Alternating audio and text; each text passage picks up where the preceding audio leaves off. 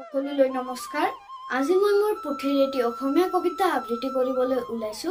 কবিতাটিৰ শিৰোনাম হৈছে জন্মভূমি। কবিতাটিৰ লেখক হৈছে নলিনীবালা দেৱী। আহক আমি কবিতাটিৰ মাজলৈ আগবাঢ়ো। মেলিলো প্ৰথম চকু তোমাৰ কোলাতে আই, জনমৰ আদিম পুৱাত মুদিম আকৌ চকু তোমাৰ কোলাতে শুই, জীৱনৰ শেষ সন্ধিয়াত মৰাৰ পিছতো যেন পাওহি আকৌ ঠাই, চেনেহৰ শীতলী কোলাত ভাগৰুৱা আত্মাই শেষৰ জিৰণিলৈ জিৰাবহি তোমাৰ ছায়াত।